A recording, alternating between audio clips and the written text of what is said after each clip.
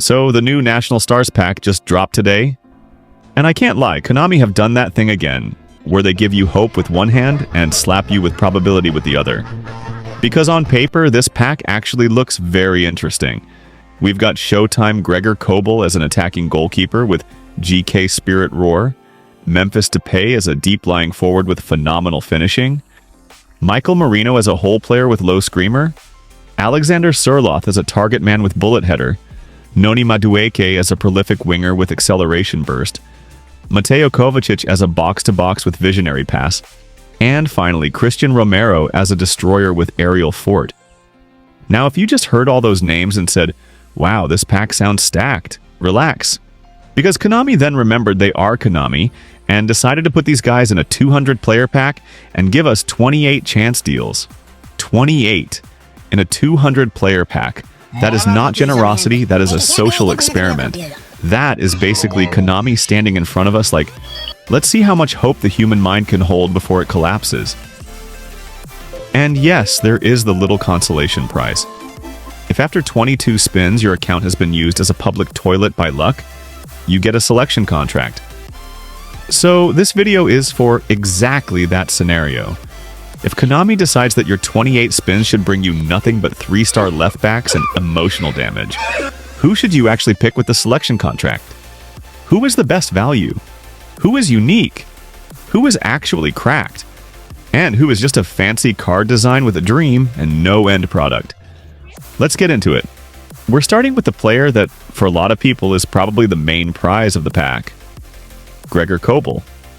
And honestly, I get it. Because when you look at this build, this is not one of those fake pretty goalkeeper cards where you see a 103 overall, and then the actual goalkeeper stats look like they were shared equally among 14 siblings. No. Kobel's stat spread is actually serious. We're talking 95 GK awareness, 89 catching, 93 parrying, 94 reflexes, 93 reach, with 81 jump as well. And the thing I really like here is that the card doesn't feel one-dimensional. He's not just good at one thing and vibes everywhere else. He's an attacking goalkeeper with proper presence. He's got decent speed for a keeper, decent kicking power, and because of that profile, he's going to feel much more active off his line than a lot of the defensive keepers people are used to. Now let's talk about the elephant in the room, GK Spirit Roar. I'm sorry, but I still laugh every time I see that skill because the way this community talks about it, you'd think it's some supernatural ability where your goalkeeper screams, the striker gets PTSD, and the shot automatically goes wide. The biggest reason I like him in this pack is simple. Good goalkeepers are always useful, and unlike a lot of outfield players who depend on your formation, your playstyle, your manager boost, and whether Mercury is in retrograde, a top goalkeeper can slot into almost any squad and immediately improve it. If you don't have an elite attacking goalkeeper already, Kobel is a very sensible pick. And there's also the uniqueness factor. A lot of free players and even some paid cards give you attackers and midfielders. But a free-ish route to a high-end Showtime attacking GK? That's not something Konami gives out every other Thursday. So where do I stand on him? If you don't already have someone like an endgame keeper you trust, Kobel is immediately in the conversation for the best selection contract pick in the pack. Not flashy, but very, very smart, even though his catching isn't high. Now, let's move to Memphis Depay. And I already know this one is going to split people because Memphis is one of those cards that looks really smooth in some areas, and then in others you just start scratching your head. On this build, Memphis has 91 offensive awareness, 94 ball control, 90 dribbling, 91 tight possession, 84 low pass, 91 finishing, 83 speed, 91 acceleration, 88 kicking power, 87 balance. So immediately you can see what this card wants to be. He's not a pure pace demon. He's not a bulldozer target man. He's more of a technical second attacker. Someone that can drop off, link play, receive between the lines, turn, carry, and still finish chances at a high level. And the most important part here is his playstyle. Deep lying forward. That role alone changes the entire conversation. Because if you know how to use DLFs, they can be so annoying for opponents. They keep dropping into midfield pockets, dragging center backs, linking with wingers and hole players and making your attack feel less static. A good DLF can be the difference between your attack feeling like a proper football team and feeling like 5 men waiting at a bus stop. Now add phenomenal finishing to that and suddenly the card gets more interesting. Because Memphis already has 91 finishing here. Good curl, good kicking power, and that Showtime skill can turn some half chances into goals that really have no business going in. You know those shots where you release it and immediately say, "Nah, that's blocked." And then somehow the ball teleports through 3 defenders and enters the net like it has diplomatic immunity? That's the kind of nonsense phenomenal finishing can produce. But let's be honest about the weaknesses too, because this is not a card I want to oversell. The first issue is that for some people, Memphis may feel a little bit jack of all trades, master of none. He can pass, dribble, finish, carry, but he's not outrageously elite in one category the way some top-tier Showtimes are. He doesn't have that, "oh yeah, this is definitely broken" first glance effect. And if you're the type of player that wants your striker to either be a pure killer in the box or a pure speed merchant that can run behind all game, Memphis might feel a bit in between. The second issue is the pack context. In another pack, Memphis might look amazing. But in this pack, where you also have Kobel, Sørloth, Romero, and even Kovacic as specialist options, Memphis has to fight harder for his place. So who should actually consider him? If you love technical strikers, if you use 2 striker systems, if you like a forward that can receive, dribble, and combine rather than just sprinting into space, then Memphis is very nice. But if you want me to be brutally fair, I don't think he's the safest selection contract pick unless your squad specifically needs that profile. He's good, he's fun, he's stylish. But in a one-pick only situation, I think there are better value options. Mikel Merino as a hole player is one of those cards that at first glance people will underestimate because the name isn't flashy enough. It's not Neymar, it's not Bellingham, it's not some TikTok dribbler with pink boots and a trim every 48 hours. It's Mikel Merino. But stat-wise and role-wise, this card is actually very, very good. This build gives him 86 offensive awareness, 95 ball control, 89 dribbling, 91 tight possession, and importantly, decent defensive work with 73 awareness, 77 engagement, 73 tackling. This is where Merino becomes scary. He's basically that all-court attacking midfielder who can do a bit of everything without feeling weak. He can receive in tight spaces, he can pass, he can carry, he can arrive in the box, he can shoot from distance. And because he's a hole player, he's going to make those late runs that create chaos around your striker. And then there's the low screamer skill. Now, if you've used cards with low screamer before, you know how stupidly satisfying it is. There is just something beautiful about your midfielder absolutely leathering a ball from 25 yards and making the goalkeeper look like he forgot to load in. Merino having 91 kicking power with that skill makes him genuinely dangerous from the edge of the box. But the part I like most about Merino isn't even the long shots. It's the balance of the card.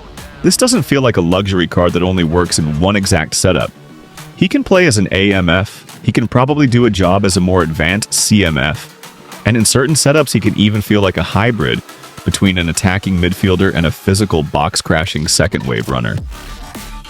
The only real concern is this. Is he special enough to spend your one contract on? Because Merino is one of those cards that might end up being very good in-game, but not necessarily the most irreplaceable.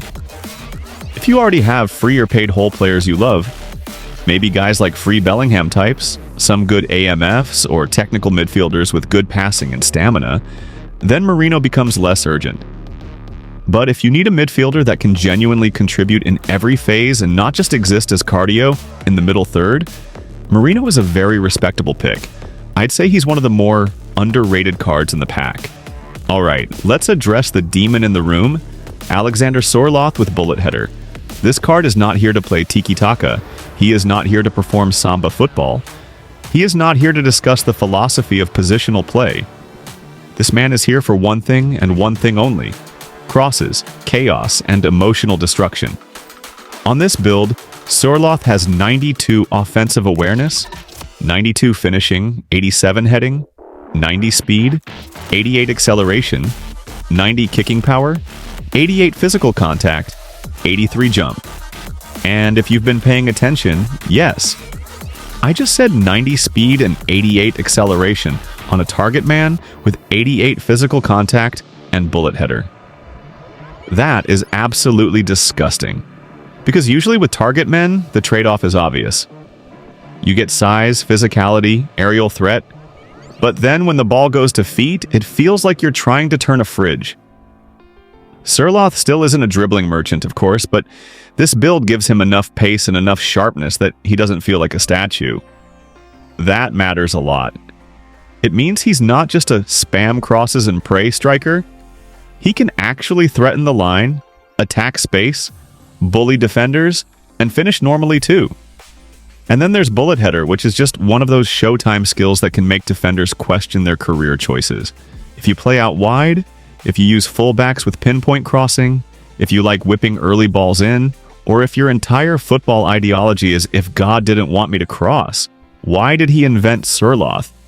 Then this card is probably the most dangerous attacker in the pack. Now we move to Noni Madueke, and I'll be honest, this is one of the most fun cards in the pack. Not necessarily the best, not necessarily the most valuable, but definitely one of the most fun. Because look at the build. 84 offensive awareness, 90 ball control, 94 dribbling, 92 tight possession, 81 finishing, 93 speed, 96 acceleration, 93 balance, with 85 curl and 87 kicking power. That already tells you what this card is about. This is a ball-carrying demon. A winger designed to receive wide, isolate fullbacks, shift the ball, burst past people, and create panic. And the Showtime skill? Acceleration burst. Yeah, so if you were already annoyed by fast wingers before, here's one that basically has permission from Konami to behave like a mosquito with premium dribbling. Madueke is the type of card that can make the game feel unfair when you're using him and infuriating when you're defending him. Because with those dribbling stats, that acceleration, and the skill set he has, once he gets momentum, you're in trouble. One missed standing tackle and he's already inside your box, shaping to either shoot near post, cut it back, or do 3 unnecessary feints just to disrespect your bloodline. Now, the problem, and this is a big one if we're talking about selection contract value, is that winger is one of the most crowded positions in eFootball. Konami hand out wingers like flyers on a Lagos street. Every other campaign there's some winger with 94 dribbling, 95 pace, nice skill moves, and a cool card art. So while Madueke is good, and probably very fun to use, I don't know if he's the smartest one-pick investment unless you specifically need a left-footed right winger with elite burst. Also, his passing is fine but not spectacular, his finishing is solid but not elite, and he's not giving you the all-round game of a top creative winger. He's more of a chaos creator than a complete attacking hub. So for me, Madueke falls into that category of amazing if he drops from a spin, less convincing if I have to use my only contract on him. If you get him randomly, celebrate. If you're choosing one player for free, I think others edge him. Now let's talk about the card that might quietly be one of the cleanest midfielders in the whole pack. Mateo Kovačić. And I know, some people are going to hear Kovacic and immediately think, safe option, nice card, probably good on the ball, and then move on. But don't do that too quickly because this build is actually very tasty. We're looking at 94 ball control, 93 dribbling, 94 tight possession, 94 low pass, 91 lofted pass, with 86 speed, 83 acceleration, 84 kicking power, 84 balance, 94 stamina, plus 83 defensive awareness, 89 defensive engagement, 85 tackling, 89 aggression. That is a serious box-to-box midfielder. This is the kind of card that makes your midfield feel expensive, even if your account is being funded by vibes. He can receive under pressure, turn away from markers, progress the ball through dribbling, play crisp passes, and still put in defensive work. And then you add Visionary Pass, which is one of those Showtime skills that can turn simple passing situations into genuinely dangerous line-breaking moments. Kovacic's biggest strength is that he doesn't force you to play around him. He just makes your team smoother. He helps you beat pressure, helps you recycle possession, helps you carry the ball from deep, And because he has defensive legs too, he doesn't leave your midfield looking like a nightclub entrance whenever you lose possession. The issue is that box-to-box midfielders are often hard to feel in a quick review because their value is cumulative. So if you're the kind of player that actually appreciates midfield control and not just goals and pace, Kovacic is a very serious option. In fact, I'd go as far as saying he might be one of the most underrated selection contract picks here because good complete midfielders age very well in this game. And now we've arrived at Cristian Romero, the defender in this pack, the certified menace, the man who defends like every striker insulted his mother. This card is outrageous. The build gives him 94 defensive awareness, 94 defensive engagement, 97 tackling, 99 aggression, plus 87 speed, 82 acceleration, 88 heading. That is filth. That is, if you over-dribble against me, I'm taking the ball and maybe your shin pads too. Territory. Romero is a destroyer, so you already know what the energy is. He's front-footed, he's aggressive, he wants to step out, win duels, bully attackers, and generally behave like a center back with anger management issues. And with these stats, he's going to be very good at it. Now, the funniest part of this card is obviously the Showtime skill, Aerial Fort, because Romero is not exactly built like a telephone pole.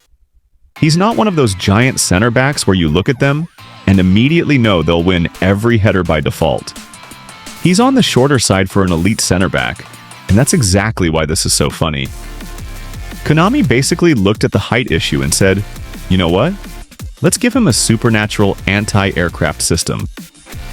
And to be fair, it kind of makes sense because with 94 jump, 93 physical contact, 88 heading, and aerial fort, Konami are very clearly trying to compensate for the height by turning him into an aerial menace anyway. So yes, he may not be a 6'9" mutant like some of the other aerial defenders in the game, but in practice he's still going to compete very well in the air because the rest of the package is so strong. If you love destroyers who actually step in and kill attacks before they start, Romero is a dream. The only thing you need to consider is your current center back setup, because destroyers are amazing, but you don't always want two hyper-aggressive center backs together, unless you know exactly what you're doing. If you already have an elite destroyer, maybe Romero is less urgent. But if you need a defender who can be your tone setter at the back, he's one of the best options in the pack. Honestly, Romero might be the outfield player I trust the most overall after Kobel, and maybe Sørloth, depending on playstyle.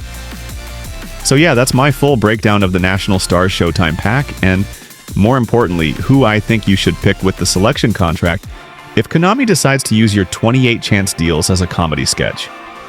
If you enjoyed the video, make sure you leave a like, subscribe if you're new, and I'll catch you guys in the next one. Peace.